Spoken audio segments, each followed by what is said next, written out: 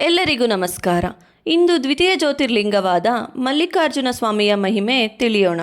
ಆಂಧ್ರ ಪ್ರದೇಶದ ಶ್ರೀಶೈಲ ಪರ್ವತದಲ್ಲಿರುವ ಶ್ರೀಶೈಲ ಮಲ್ಲಿಕಾರ್ಜುನ ದೇವಾಲಯ ಭಕ್ತರಿಗೆ ಅತ್ಯಂತ ಪವಿತ್ರ ಕ್ಷೇತ್ರ. ಪುರಾಣಗಳ ಪ್ರಕಾರ ಗಣೇಶನ ವಿವಾಹ ಮೊದಲು ನಡೆದ ಕಾರಣ ಕಾರ್ತಿಕೇಯನು ವಿರಕ್ತನಾಗಿ ಈ ಪರ್ವತಕ್ಕೆ ಬಂದನು. ಮಗನನ್ನು ಸಮಾಧಾನಪಡಿಸಲು ಶಿವಪಾರ್ವತಿಯರು ಇಲ್ಲೇ ನೆಲೆಸಿದರು. ಮಲ್ಲಿಕಾ ಎಂದರೆ ಪಾರ್ವತಿ, ಅರ್ಜುನ ಎಂದರೆ ಶಿವ. ಆದ್ದರಿಂದ ಮಲ್ಲಿಕಾರ್ಜುನ ಎಂಬ ಹೆಸರು ಬಂದಿದೆ. ಕೆಲವರು ಗಣೇಶನು ಬ್ರಹ್ಮಚಾರಿ ಎಂದು ಹೇಳುತ್ತಾರೆ. ನಿಮ್ಮ ಅಭಿಪ್ರಾಯವನ್ನು ಕಮೆಂಟ್ನಲ್ಲಿ ಹಂಚಿಕೊಳ್ಳಿ. ಈ ಕ್ಷೇತ್ರದ ವಿಶೇಷವೆಂದರೆ ಭಕ್ತರು ಸ್ವತಃ ಜ್ಯೋತಿರ್ಲಿಂಗವನ್ನು ಸ್ಪರ್ಶಿಸಿ ಪೂಜಿಸಬಹುದು. ಕೃಷ್ಣಾ ನದಿಯ ತೀರದಲ್ಲಿರುವ ಪಾತಾಳ ಗಂಗೆಯಲ್ಲಿ ಸ್ನಾನ ಮಾಡಿದರೆ ಪಾಪಕ್ಷಯವಾಗುತ್ತದೆ ಎಂಬ ನಂಬಿಕೆ ಇದೆ.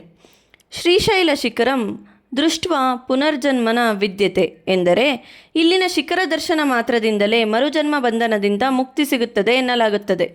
ಆಧ್ಯಾತ್ಮ ಮತ್ತು ಪ್ರಕೃತಿಯ ಸಂಗಮವಾದ ಈ ದಿವ್ಯ ಕ್ಷೇತ್ರಕ್ಕೆ ಒಮ್ಮೆಯಾದರೂ ಭೇಟಿ ನೀಡಿ. ಓಂ ನಮಃ ಶಿವಾಯ. ಧನ್ಯವಾದಗಳು.